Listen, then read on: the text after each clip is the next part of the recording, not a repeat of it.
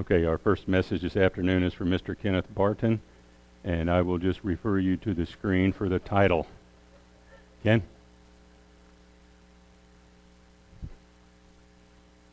Even with your new glasses, you should be able to see that.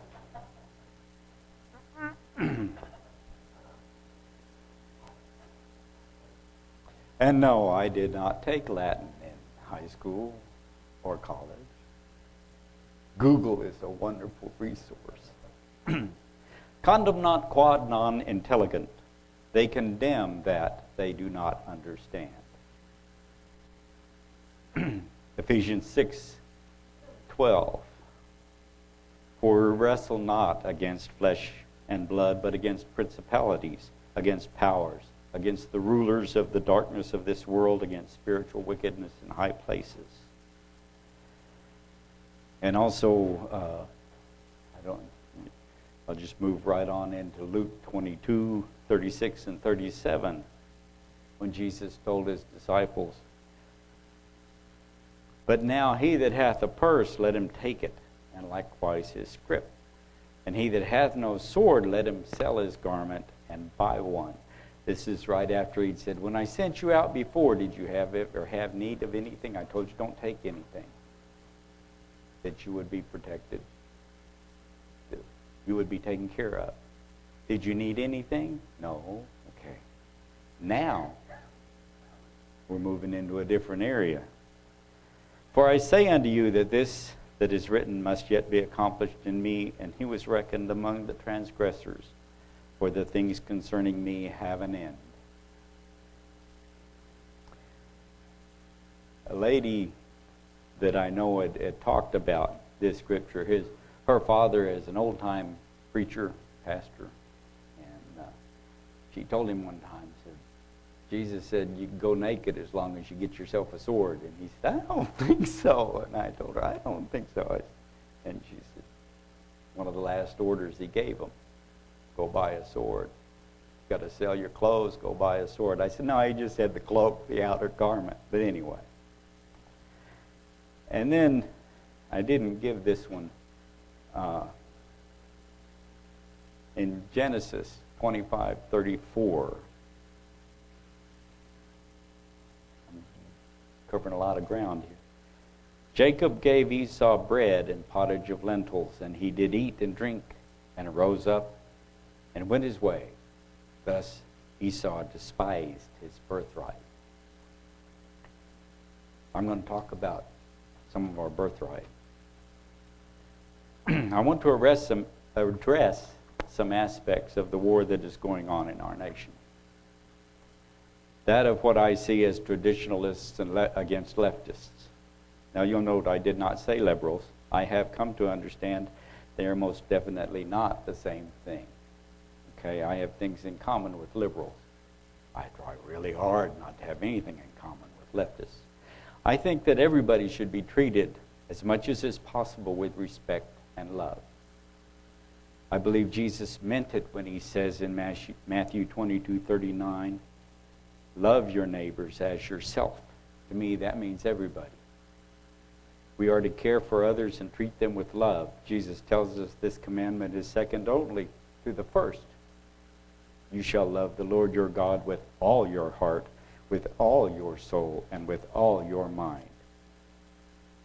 John 3:16 tells a lot. God so loved the world that he gave his only begotten Son, that whosoever believes in him shall not perish, but have everlasting life. Liberals are against hating someone or mistreating someone because of the color of their skin or the size of their bank book, as am I. I understand that. I know this is a very narrow focus, okay, but for me and for this message it works. Leftists, to my way of thinking, will act like that is their focus, but I feel they're lying. Leftists are wanting to treat everybody alike. They are. But only in having everybody serve the government, which owns everything.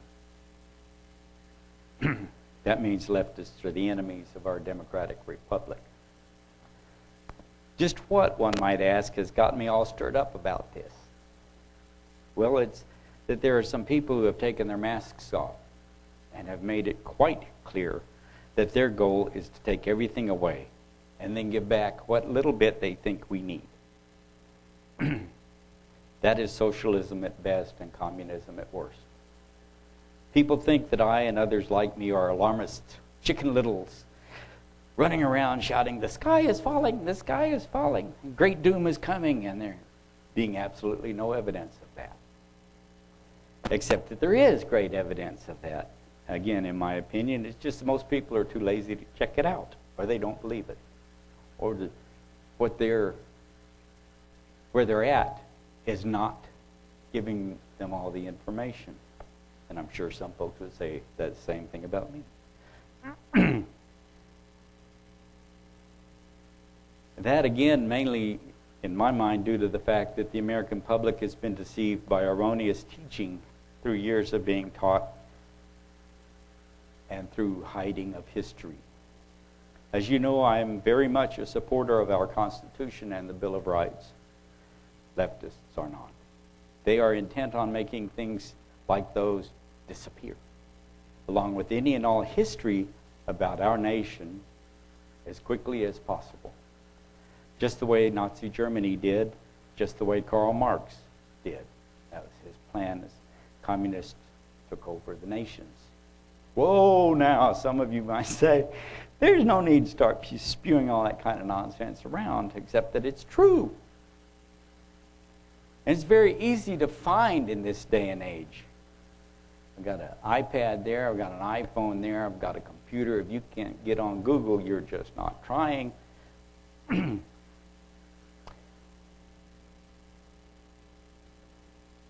Until history has been rewritten and the truths are deemed not convenient, will be erased and will be replaced. So I Googled 5 things Marx wanted to abolish besides private property. Number 1, the family. Number 2, individuality. Number 3, eternal truths. Number 4, nations. And number 5, the past. If you want to see a little more in depth, do that. You'll get a lot of stuff that you can read and you can learn. You know how long it took me? I did a search on steps that Nazi Germany took to remove people and people's guns and rights. It took me 0.68 seconds to find about 20 million results. I want to share some of what I found, but don't worry, I'm only going to go into one article. This is a copyright by one Stephen P. Halbrook, holds a PhD from Florida State University and Juris Doctorate from Georgetown University. According to the footnotes, Dr. Halbrook litigates constitutional law issues in federal courts, including the Supreme Court of the United States. I want you to realize that our Second Amendment is only part of the battle. I really am talking about our civil rights. And there's a whole lot more than 10 of them now. Get it. Read it. All of those are at risk. The Bill of Rights does not give us a thing. It doesn't give us anything at all. It just enumerates things. And it limits government. I want you to realize that that there are enemies. And if they're successful in destroying our right to self-protection, which is part of that second, all the other rights can be destroyed at their will. They can just sit back and wait whenever they're ready.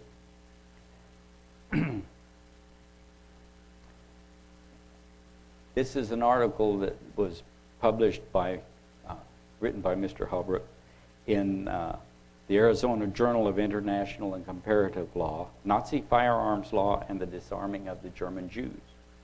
It was published in that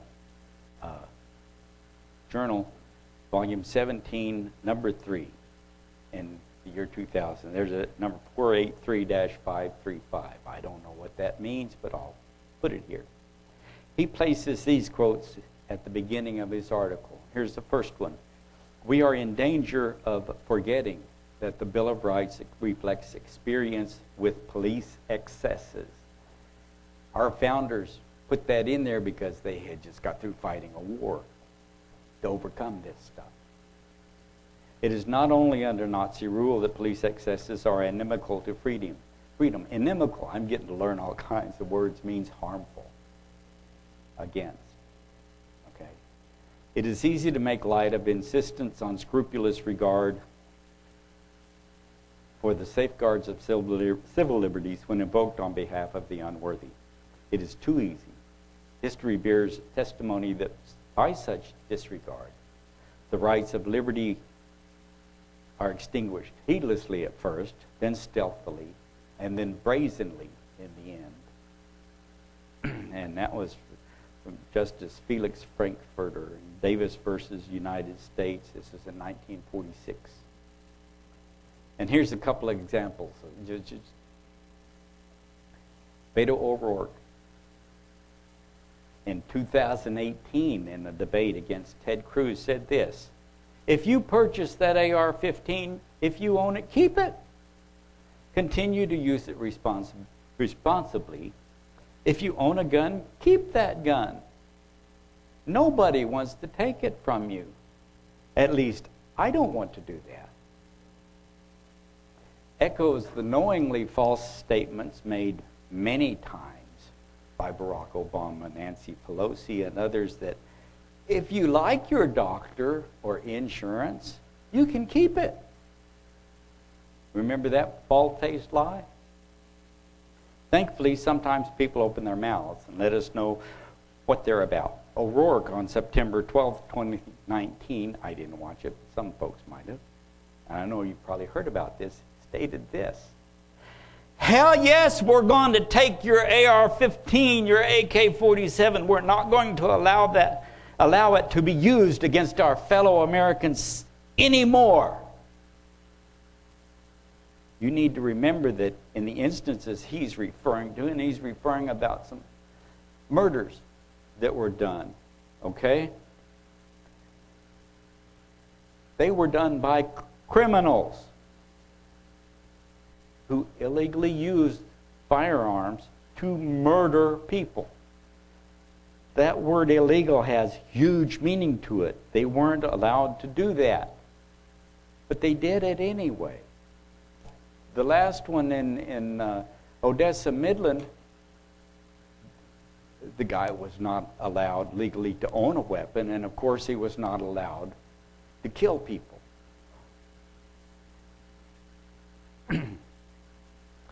It is the intent of O'Rourke and other leftists to steal our rights using blatant crimes committed by horrid murderers as their reason. Does that make sense? How many people are killed by drunk driving? Okay? We're going to stop you from driving because people are abusing that. So we need to stop you from driving. We're going to take away your seatbelts. That way you'll drive more carefully. If that was going to work, they'd have just put them in there, let people realize how well they work, and then let them go again, and people would have slowed down, right? Anyway.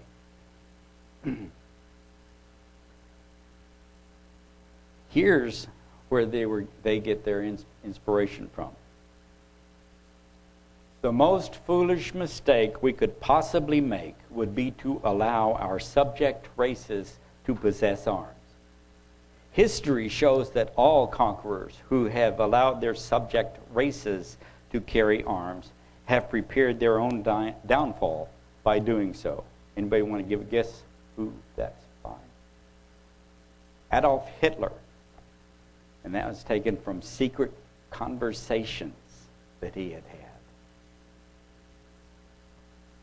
So breaking into a sentence by Dr. Halbrook, German firearm laws and hysteria created against Jewish firearm owners played a major role in laying the groundwork for the eradication of German Jewry in the Holocaust. Disarming political opponents was a categorical imperative of the Nazi regime. The Second Amendment to the United States Constitution Constitution declares, a well-regulated militia, being necessary to the security of a free state, the right of the people to keep and bear arms, shall not be infringed. This right, which reflects the universal and historical power of the people in a republic to resist tyranny, guess what? Was not recognized in the German Reich. It was not in their constitution. We'll tell you what kind of rights you're going to have, and we'll tell you when you can have them, where you can use them, what kind of jumps you have to go through to get them, and then we can tell you we can take them back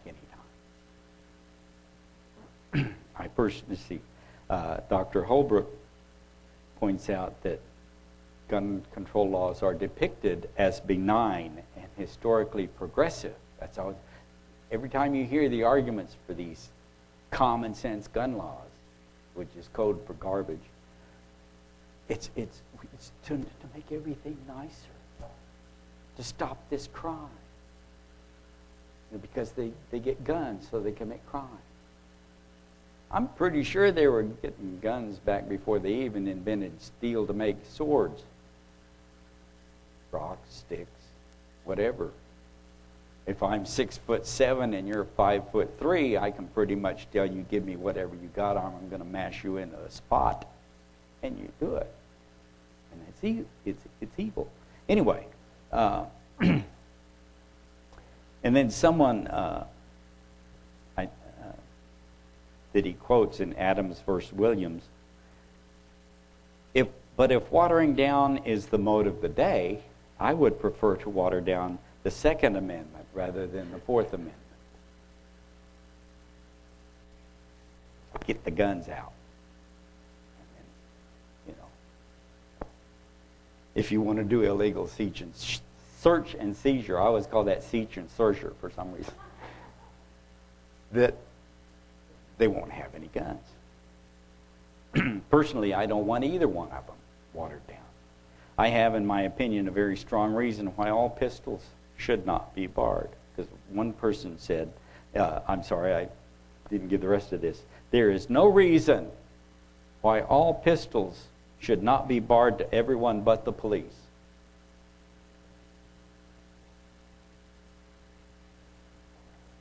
If you bar all the pistols, it would seriously impair people's rights and abilities to protect themselves against criminal acts. The very same reason why police carry pistols is the reason that people want to carry pistols, is because sometime you might need it. Do the police carry them so that they can break the law, so that they can commit mass murders? No. They carry them because the criminals have them. Also, let me point out the Second Amendment doesn't name certain weapons, because the point of the amendment is to place limits on our government.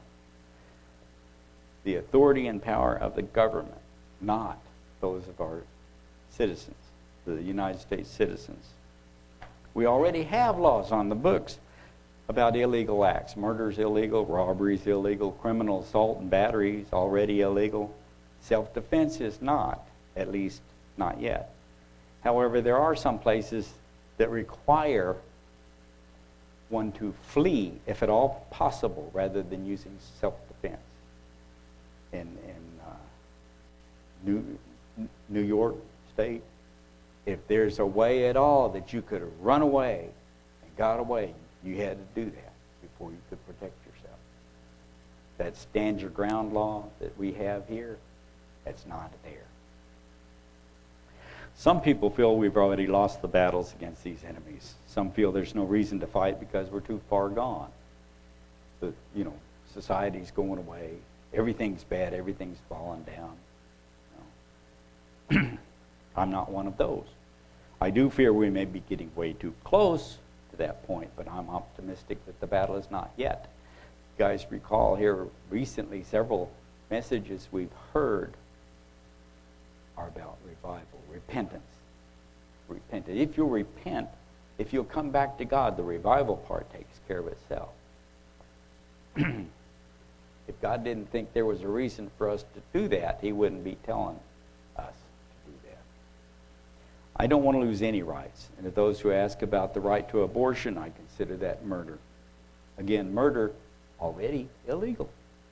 The abortion mongers have done their best to brainwash people, but the veil is being lifted. According to a Time magazine article by David Crary on September 18th, 2019, the number and rate of abortions across the United States have plunged to their lowest levels since the procedure became legal nationwide in 1973, according to new figures released Wednesday. Here's one of the weird things. It was actually, that study was from the Guttmacher Institute, which is owned by Planned Parenthood. They claim that it's because we are having less babies. I'm going to take fewer numbers. For whatever reason, I know laws are being passed to stop them. So, you can make a difference. The people can make a difference. Letting what they think be known, what they believe be known, can make a difference.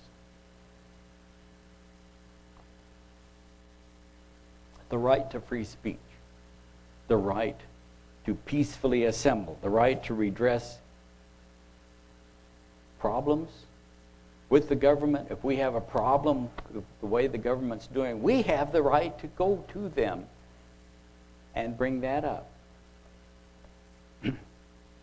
All of those are part of the First Amendment. You can see why they wanted to put that first, right? Because they didn't, back when we were British subjects, that didn't work out too well. So they wanted to put that out. But those rights that I just noticed, just spoke about, have you noticed that they're under attack? If you don't believe it, try and have a conservative speaker give a message at a university. They had one, and I didn't necessarily agree with this person, a lot of things about this person, but was going to speak at TU. And ended up he didn't.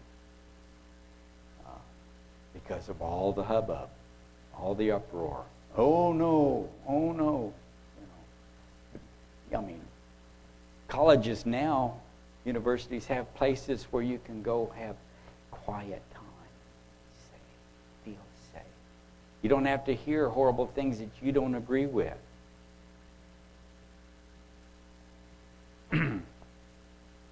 There are places where it is dangerous to wear the wrong clothes, and I'm not talking about gang colors. Again, we already know those are criminal. I'm talking about a Make America Great Again hat, a red hat with 4 words on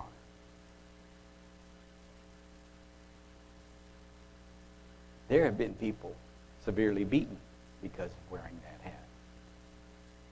And they're really bad. You know, those gang guys I was talking about. No, we're talking like 60-year-old men. We're talking about people, politicians that go out to dinner with their families and they're abused at the restaurant by people that come in. So you don't have the right to free speech in a lot of places. You don't have a right to gather. A little bit at a time. And then they become more open, and then they become aggressive. Our nation, well, let me talk about another thing that it caused me to think about this is the red flag laws. Okay, and there's some states where it's been, I think it's Illinois that I'm thinking of. They changed it from just being a doctor or a family member to anybody, okay, can say that they think that that person is not quite right and might go off the edge and might go do something stupid with a gun. So they show up at their house and take them. And one guy I saw talking about them said they don't come to have a tea party. They don't come bearing gifts. Let's have some coffee and tea cakes or something and talk this over. No, they show up with the SWAT team. They burst in your door and they take everything you got. Okay. No warrant. You don't know about it until his warrant, boom, and they're in your house. It's a horrible thing. They have taken away due process of law. They have taken away your right to be represented at any hearings, because they have a hearing before they show up. It's just in private, and you're not invited. Neither is any representation for you. So that is due process that you are no longer availed with. Okay? So the rights are being taken away with. The reason they put the Second Amendment right after the First, I'm pretty sure, is because that protects the First, and it protects all the others.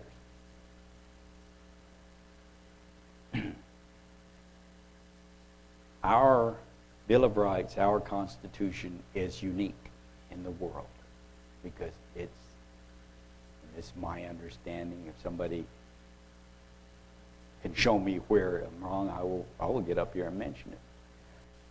Our Constitution and Bill of Rights is there to limit the powers of the government. It has one of the amendments in there that actually states, I think it's an amendment, it could just be in the Constitution, that any rights that have not been given expressly in these other things to the government belong to the citizens. I think they call that a saving clause. Anything that has not been expressly allocated to the government as a power they can exercise is a right to the citizen that is to be protected. So next time you hear someone yelling about how rights of citizens need to be pared away, I want you to think about that. Be aware. Pay attention. Ask yourself, what do they stand to gain if they take away your rights to worship as you see fit? We're kind of the oddball group here. Saturdays, most church lots are empty. Anti-Semitism is on the rise, very much so.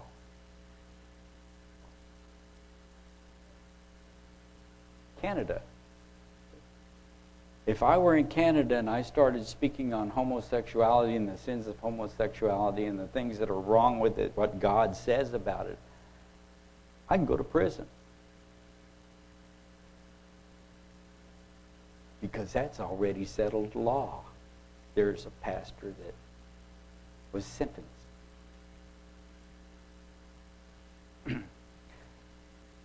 Some people think it's a lot nicer in Canada than here. I guess because they can't say things that are hateful or hurtful. I don't know. Anyway. What about if they decide that going to church on Saturday is just not right? After all, the Catholic Church says it's got to be Sunday. Protestant churches were founded to protest Catholic Church. And they said, we're not going to listen to what the Pope says anymore. We're only going to listen to what God says. We're only going to use the Bible. Catholic Church will laugh at you and say, where does it say to worship on Sunday in the Bible? It does not say that anywhere. They will tell you the Catholics set up this tradition, and so if you go on a Sunday, on a Sunday, you are basically a Catholic because you're following Catholic tradition. I told a friend of mine that, and he got angry. So anyway, How does that help them? If they take away your means of self-protection, how does that help us? And what does it do to help them? So who benefits if they take away your rights? Of course, you could always ask yourself, what difference at this point can it make?